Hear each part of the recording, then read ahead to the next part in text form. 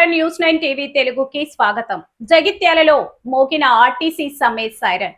జగిత్యాల నుంచి ఒక కీలక సమాచారం అందుతుంది. జిల్లాలో ఆర్టీసీ సమ్మె సెగరాజుకుంది. కార్మికులు తమ డిమాండ్ల సాధన కోసం సమ్మె బాట పట్టడంతో రవాణా వ్యవస్థ ఒక్కసారిగా స్తంభించిపోయింది. జగిత్యాల డిపోకు చెందిన బస్సులని డిపోకే పరిమితం కావడంతో ప్రయాణికులు తీవ్ర ఇబ్బందులు పడుతున్నారు.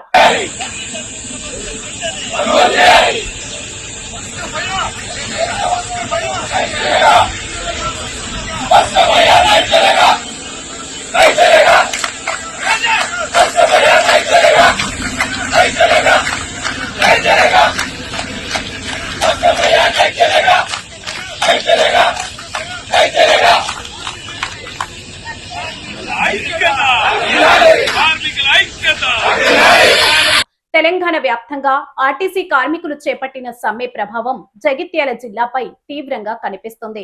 డిపోకే పరిమితమైన 115 బస్సులు జగిత్యాల డిపో పరిధిలోని మొత్తం 115 బస్సులు తెల్లవారుజాము నుంచే డిపో బయటకు రాలేదు. దీంతో జిల్లాలోని ప్రధాన రూట్లలో ప్రయాణించే వేలాది మంది ప్రయాణికులు నడి రోడ్డుపైనే ఉండిపోయారు. హామీలు నెరవేర్చాలంటూ నినాదాలు.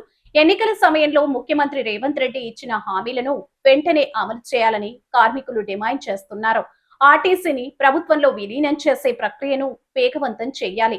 బకాయి ఉన్న వేతన సవరణలు మరియు ఇతర బకాయిలను వెంటనే విడుదల చేయాలి.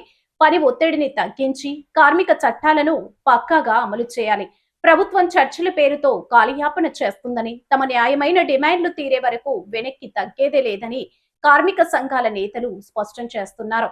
మరోవైపు ప్రభుత్వం 29 డిమాండ్లకు సానుకూలంగా ఉన్నామని చెబుతున్న ప్రధాన అంశాలపై స్పష్టత లేకపోవడంతో సమ్మె కొనసాగుతుంది. జగిత్యాల డిపో వద్ద ఉద్రిక్తత పరిస్థితులు నెలకొన్నాయి.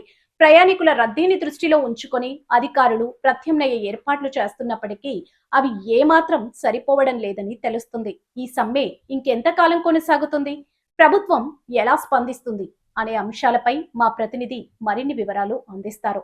మరిన్ని అప్డేట్స్ కోసం చూస్తూనే ఉండండి న్యూస్ 9 టీవీ తెలుగు. జై హింద్.